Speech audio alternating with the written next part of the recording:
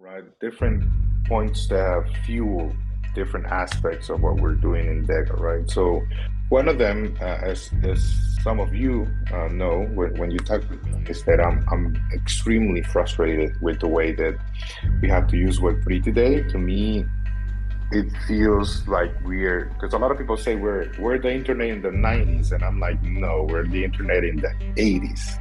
That's where Web3 is right now, in the sense that back in the 80s, when you had to send an email, you had to do command line, right? You had to literally know how to do programming basically to send an email, right?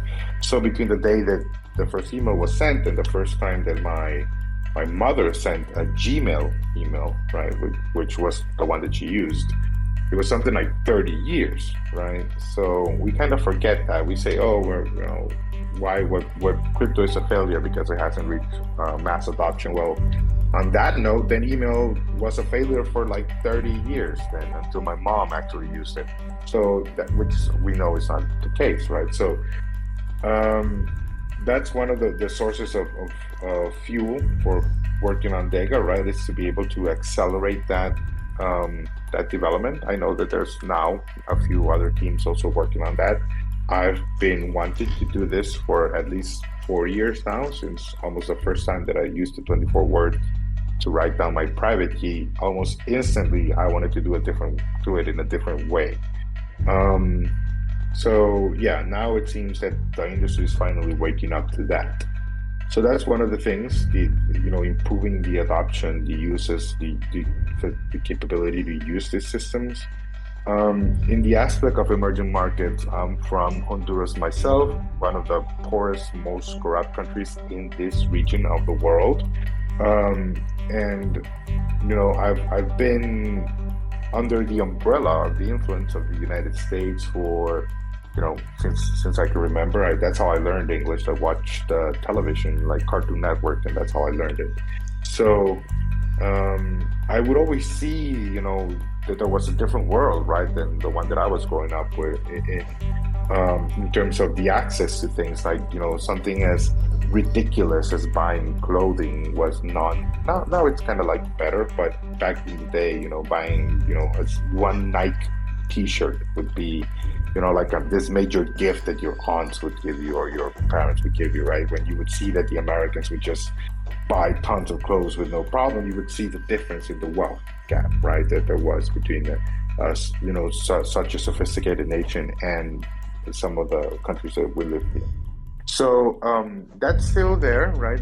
It's gone away in some aspects. Certainly, even extremely poor people now have a $40 smartphone.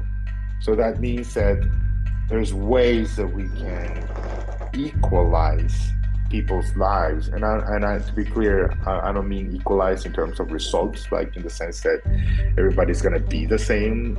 I mean it in the sense of access to, exploring or expressing your potential and your creativity, right? That's what's important, right? Like giving everybody the tools that they need to be able to access to connect with the global economy, right? So that's why I think that Web3 is going to be exponential for the emerging markets, but it's going to be a linear benefit to some of the developed nations, right? Because they already have, access to credit, to capital.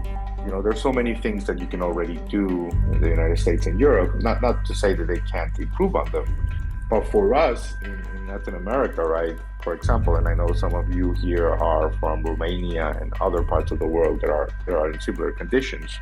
There'll never be a Wall Street of Latin America, right? There'll never be a Wall Street of XYZ country that it's an emerging market. So for us, we're gonna do what people call leapfrogging, which is we're gonna leapfrog directly to the best solution, the best technological solution available, without having to go through all the intermediate steps.